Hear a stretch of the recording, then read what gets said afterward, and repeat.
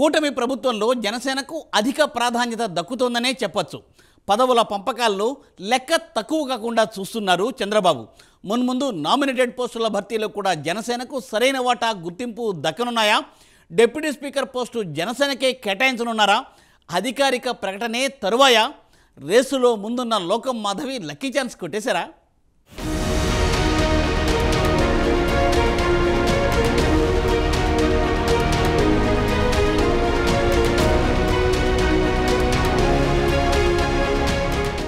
ఆంధ్రప్రదేశ్లో కూటమి అధికారంలోకి రావడంలో జనసేన కీలక పాత్ర పోషించింది. టీడీపీ, బీజేపీ, జనసేన కూటమిగా ఏర్పడడంలో Pawan Kalyan most important role play చేశారు.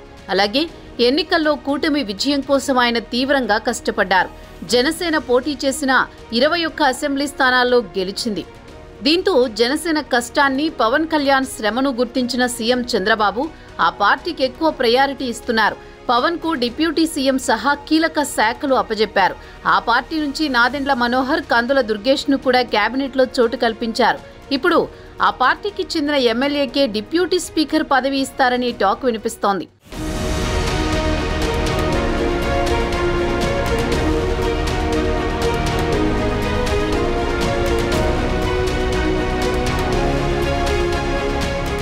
వైసీపీ ఓటమికి జనసేన ప్రధాన కారణమని భావిస్తున్న చంద్రబాబు ఆ పార్టీకి ప్రయారిటీ ఇస్తున్నారు. జనసేనకు మరో పదవిని ఆఫర్ చేస్తున్నారని తెలిసింది. అసెంబ్లీ డిప్యూటీ స్పీకర్ పదవి జనసేనకే కేటాయిస్తారని సమాచారం. ఇప్పటికే ఈ మేరకు జనసేన అగ్రనాయకత్వానికి బాబు సమాచారం అందించారని తెలిసింది. డిప్యూటీ స్పీకర్ పదవి కోసం కాకినాడ రూరల్ ఎమ్మెల్యే పంతం నానాజీ, నెల్లిమర్ల ఎమ్మెల్యే లోకం మాధవి పేర్లను పవన్ సూచించినట్టు ప్రచారం జరుగుతోంది.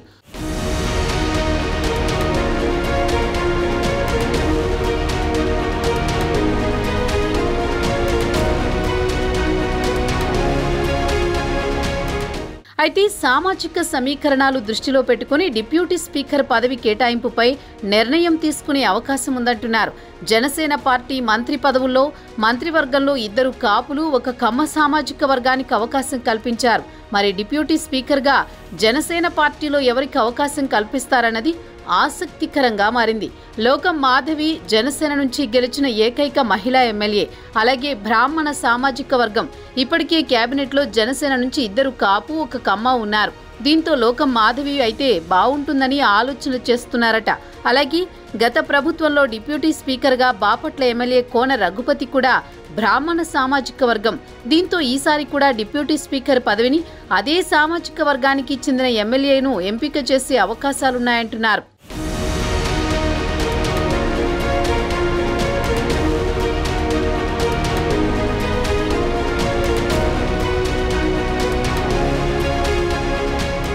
లోకం మాధవితో పాటు మచిలీపట్నం సీనియర్ ఎమ్మెల్యే మండలి బుద్ధప్రసాద్ పేరు కూడా వినిపిస్తోంది. ఆయన గతంలో డిప్యూటీ స్పీకర్గా పనిచేసిన అనుభవం ఉంది.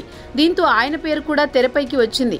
అంతేకాదు మరో 2-3 పేర్లు కూడా డిప్యూటీ స్పీకర్ రేసులో ఉన్నాయంటున్నారు.